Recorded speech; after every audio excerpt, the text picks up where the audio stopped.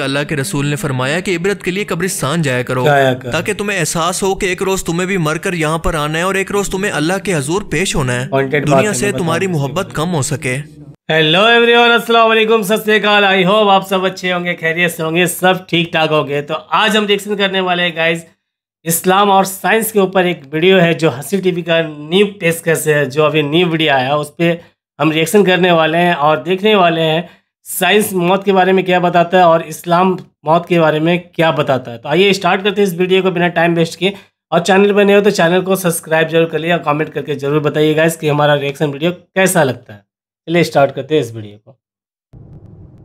موت ایک ایسی اٹل حقیقت ہے جس سے دنیا کا کوئی بھی شخص انکار نہیں کر سکتا۔ دنیا کا کوئی بھی شخص اپنی تمام دولت دے کر، سفارش کروا کر یا دھوکہ دے کر بڑھاپے یا اپنی بیماری کو نہیں روک سکتا، جو اسے آخر میں موت کی طرف لے کر جا رہی ہے، کیونکہ اللہ کا یہ قانون ہے کہ ہر زندہ چیز کو جو کہ پیدا ہوئی ہے اسے ایک دن فنا ہونا ہے۔ انسان جب مرتا ہے تو اس کا یہ جسم دنیا کے اندر رہ کر مٹی کا حصہ بن جاتا ہے جس سے وہ بنا تھا، جبکہ اس کی روح مقام میں ارواح کی طرف سفر کرتی ہے۔ انسان کا جسم کیونکہ اربوں خربوں ایٹم سے مل کر بنا ہے، اور آج کی سائنس اس بات کو ثابت کر چکی ہے کہ ایٹم کو ختم نہیں کیا جا سکتا۔ مثال کے طور پر ایک مادی جسم کے ایٹمز کی مثال لے لیں کہ اگر اس جسم کو ہندوؤں کی طرح جلا دیا جائے، ابراہیمک ریلیجن کے ماننے والوں یعنی یہودی، کرسچن اور مسلمانوں کی طرح دفنا دیا جائے، یا پھر پارسی مذہب کی طرح گدھوں کو کھلا دیا جائے، یہ ایٹم پھر بھی ختم نہیں ہوتے، بس کسی اور فارم کے اندر کنورٹ ہو جاتے ہیں۔ بالکل اسی طرح سے آئنسٹائن کی مشہور میس انرجی ایکویشن ہمیں یہ بتاتی ہے کہ ایٹمز کو انرجی کے اندر کنورٹ کیا جا سکتا ہے، لیکن ان ایٹمز کو توڑنے کے لیے بہت زیادہ انرجی کی ضرورت ہوتی ہے، جسے نیوکلیر فیوژن ری ایکشن کہتے ہیں۔ اسی پروسیس کو استعمال کر کے ہمارا سورج اور اس کائنات کے اندر موجود لامحدود سورج ہر سیکنڈ کے اندر نہ ختم ہونے والی انرجی اور ہیٹ کو پیدا کر رہے ہیں۔ اب تک کی میڈیکل سائنس کی کھوج کے مطابق انسانی جسم کے اندر اس ری ایکشن کو پیدا کرنے کے لیے بظاہر تو کوئی انرجی موجود نہیں ہے، اور نہ ہی سائنس انسانی روح اور جنات جیسی کسی چیز کے وجود کو تسلیم کرتی ہے، لیکن دنیا کے تمام مذاہب سوائے ایتھیس کو چھوڑ کر اس بات پر یقین رکھتے ہیں کہ انسانی روح اس کی موت کے بعد جسم سے الگ ہو جاتی ہے۔ یہ کیونکہ انرجی کی صورت موجود ہوتی ہے، لہٰذا اس پر وقت یا ڈائمینشن کا کوئی بھی قانون لاگو نہیں ہوتا، یہ امر ہوتی ہے۔ آج کی موجودہ سائنس اب تک اپنے لیمیٹڈ نالج پر یہ کلیم کر رہی ہے، اور ممکن ہے کہ کل مزید ایڈوانس ہونے کے بعد وہ خود اپنے اس کلیم سے پیچھے ہٹ کر روح کو بھی ایکسپلین کر دے، کیونکہ آج کی میڈیکل سائنس بھی انسانی جسم کے بارے میں سب کچھ جاننے کا دعویٰ نہیں کرتی، بلکہ آج کے لیمیٹڈ نالج کے مطابق وہ انسانی جسم کے بارے میں 1% بھی نہیں جانتی۔ مثال کے طور پر انسانی ڈی این اے کی مثال لے لیں۔ صرف آرگن ٹرانسپلانٹ کرنے کا یہ مطلب نہیں ہے کہ وہ اس آرگن کے بارے میں اور اس کی ورکنگ کے بارے میں سب کچھ جانتے ہیں۔ اگر زندگی میں خدا نخواستہ آپ کو کبھی کسی کمزوری یا پھر کسی آپریشن کی وجہ سے بے ہوش ہونا پڑا تو آپ کچھ % تک موت کو محسوس کر سکتے ہیں۔ آپ کسی حد تک یہ جان سکتے ہیں کہ انسان موت کے وقت کیا محسوس کرتا ہے۔ اسی کنڈیشن کے لیے زندہ لاش کی ٹرم استعمال کی جاتی ہے، جبکہ میڈیکل سائنس کے اندر اس کو کہتے ہیں نیئر ڈیتھ ایکسپیرینس۔ کوما میں رہ کر نیئر ڈیتھ ایکسپیرینس کرنے والے بہت سارے پیشنٹ کی بالکل ایک جیسی سٹوری تھی۔ ان کا کہنا تھا کہ موت کے کچھ ہی ٹائم کے بعد ہم محسوس کرتے ہیں کہ جیسے ہم کوئی بہت ہی ڈراؤنا خواب دیکھ رہے ہوں، ہمارا دماغ ہمارے جسم کے اندر قید ہے، مسلسل اندھیرا ان کی آنکھوں کے سامنے سے ہٹنے کا نام ہی نہیں لیتا۔ مارٹن پیسوریس ایک ساؤتھ افریقہ کا لڑکا تھا، اور یہ 12 سال تک کوما کے اندر رہا، یعنی کہ 12 سال تک اس کا دماغ اس کے جسم کے اندر قید تھا۔ اس یونیک کیس نے میڈیکل فیلڈ کو ہلا کر رکھ دیا، کیونکہ عام طور پر اتنے لمبے کوما کے اندر جانے والے شخص کے بچنے کے چانسز انتہائی کم ہوتے ہیں۔ 12 سال کی عمر کے اندر اچانک اس کے گلے کے اندر درد شروع ہوا تو کچھ ہی مہینوں کے اندر اس کے جسم نے کام کرنا چھوڑ دیا، یہ پیرالائز ہونا شروع ہو گیا۔ یہ اچانک سے کوما کے اندر چلا گیا۔ اس کی آنکھیں تو کھلی تھی، لیکن یہ نہ تو کسی کو سن سکتا تھا اور نہ کسی کو محسوس کر سکتا تھا، نہ کسی کو دیکھ سکتا اور نہ کسی چیز کو محسوس کر سکتا، بالکل ایک زندہ لاش کی طرح۔ ڈاکٹر نے مارٹنس کے ماں باپ کو یہ جواب دے دیا کہ اب وہ کبھی بھی مر سکتا ہے، لیکن اچانک سے ایک دن 4 سال کے بعد اس کو ہوش آنا شروع ہو گیا، اور 12 سال کے بعد یہ مکمل طور پر کوما سے جاگ گیا، اور اس نے جو کچھ اپنے نیئر ڈیتھ ایکسپیرینس کے بارے میں دنیا کو بتایا اس نے دنیا کو ہلا کر رکھ دیا۔ وہ کہتا ہے کہ مجھے ایسا محسوس ہو رہا تھا کہ میرے چاروں طرف بس اندھیرا موجود ہے اور میں ایک سنسان جزیرے پر قید ہوں جہاں پر میرے علاوہ کوئی موجود نہیں۔ 4 سال کے بعد جب مجھے ہوش آیا تو میں آپ سب کی باتیں سن رہا تھا، سمجھ رہا تھا اور سب کچھ دیکھ بھی رہا تھا، لیکن مجھے بولنے کی اجازت نہیں تھی۔ میں بہت کچھ بتانا چاہتا تھا لیکن چاہ کر بھی کچھ نہیں بتا سکتا تھا۔ وہ کہتا ہے کہ مجھے ایسا محسوس ہوتا تھا کہ میں اس دنیا کے اندر تو موجود ہوں لیکن کسی اور شخص کو اس بات کا احساس نہیں ہے، میں اپنے ہی جسم کے اندر قید ہوں۔ مارٹن کی طرح کے اور بہت سارے لوگوں کا بالکل یہی کہنا تھا جو کہ کوما کے اندر رہ کر اچانک سے جاگ گئے۔ یہ لوگ زندہ لاش تھے، یعنی مرے بھی نہیں تھے اور زندہ بھی نہیں تھے۔ انہی لوگوں پر ریسرچ نے سائنٹسٹ کو یہ بتایا کہ آخر انسان موت کے وقت کیا محسوس کرتا ہے۔ ایک انسان کو اپنی موت کا احساس کیسے ہوتا ہے کہ اب وہ واقعی مر چکا ہے۔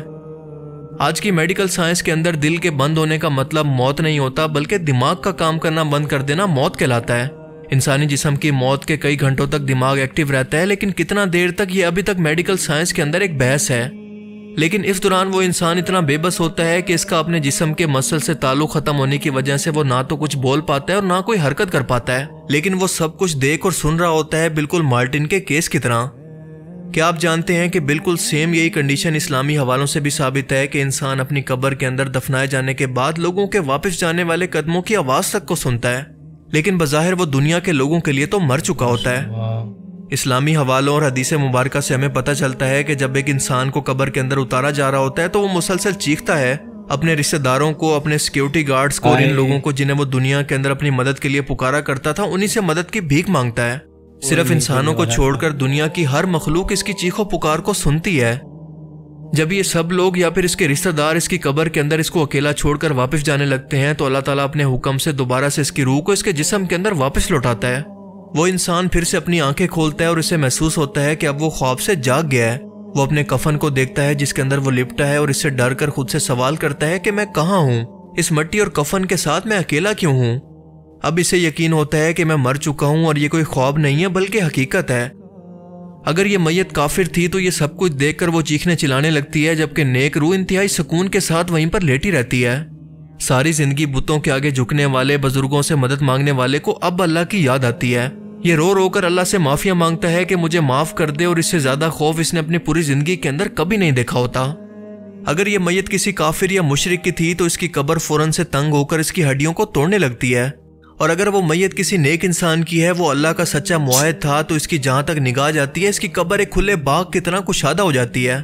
اور پھر قبر کے فرشتے منکر نکیر انتہائی بھیانک شکل کے اندر کافر شخص کے پاس آتے ہیں اور اس سے سوال و جواب کا سلسلہ شروع ہوتا ہے۔ حدیث مبارکہ کے مطابق یہ فرشتے میت سے 4 سوال کرتے ہیں۔ تمہارا رب کون ہے؟ تمہارا دین کیا ہے؟ یہ بندہ کون ہے جو کہ تمہارے اندر بھیجا گیا؟ یعنی تمہارا پیغمبر کون ہے؟ اگر یہ نیک میت ان تینوں سوالوں کے جواب دے دے تو اس سے چوتھا سوال یہ فرشتے یہ کرتے ہیں کہ تمہیں یہ سب کچھ کیسے معلوم ہوا؟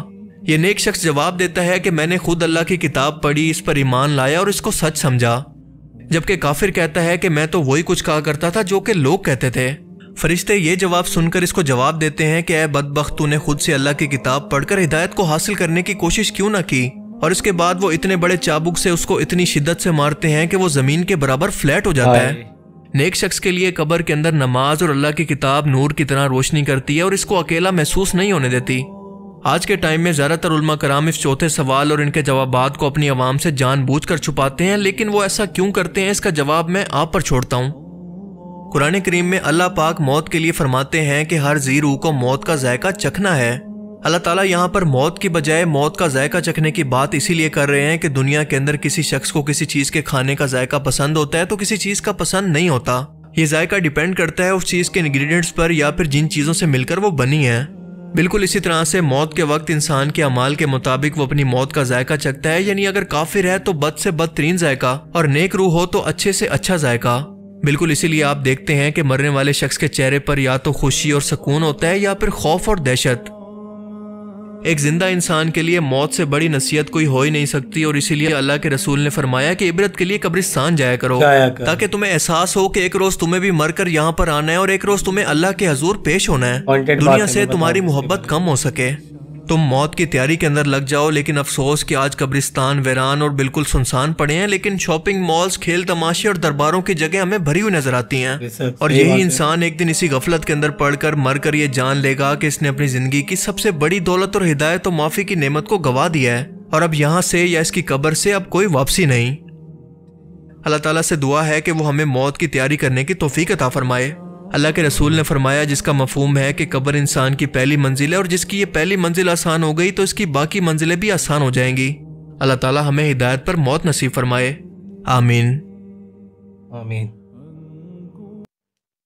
یہ تو جو بھی بات بتائیں انہوں نے CCTV سے کافی سچ بتایا اور حقیقت بات ہے، جو شروع میں انہوں نے سائنس کے طور پہ بتایا، میں مطلب تھوڑا سیریس نہیں تھا. اس کے بعد جب انہوں نے قرآن پہ اور اللہ اور اسلام کے اوپر بتانے لگے، قبرستان کے لے کے، قبر کے عذاب کے لے کے، ریئلی میں پورا لگنے لگا، عجیب سا فیل ہونے لگا کہ ہم لوگ کیا کر رہے ہیں اور کیا ہمارے ساتھ ہوگا. میں خود فیل کر رہا تھا کہ میں اس جگہ اگر ہوں تو کیسا لگ رہا ہوگا مجھے. آج کل کے لوگ سمجھتے نہیں ہیں اور گناہ پہ گناہ کرتے جاتے ہیں. لوگوں کا انہوں نے بتایا کہ آج قبرستان ویران ہے اور مال، شاپنگ مال، یہ سب پورا بھرے ہوئے ہیں، ڈانس گانے چل رہے ہیں. اکثر یہ سب بھی ہوتا ہے. میں نے دیکھا کہ قبرستان میں بھی لوگ جاتے ہیں اور پروفٹ محمد صلی اللہ علیہ وسلم نے بتایا ہے کہ قبرستان جانا چاہیے. قبرستان جانے سے وہاں پر آپ کو عبرت حاصل کرنا چاہیے. قبرستان جا کے لوگوں کو وہاں دیکھنا چاہیے، قبر دیکھ کے عبرت حاصل کرنا چاہیے کہ اگر ہم آج دنیا میں ہیں تو کل یہاں آنا ہے اور اسی جگہ پہ ہم لوگوں کو رہنا ہے، تو نیک اعمال کر کے آئیں. کچھ لوگ جاتے ہیں وہاں پر، کچھ لوگ کا میں اچھے لوگ جاتے ہیں اور ان میں کچھ عالم بھی لوگ ہوتے ہیں. میں کھل کے نہیں بولنا چاہتا ہوں، عالم لوگ بھی ہوتے ہیں. تو وہاں کرتے کیا ہے، وہاں ہنسی مذاق بات یہی سب ہوتا ہے.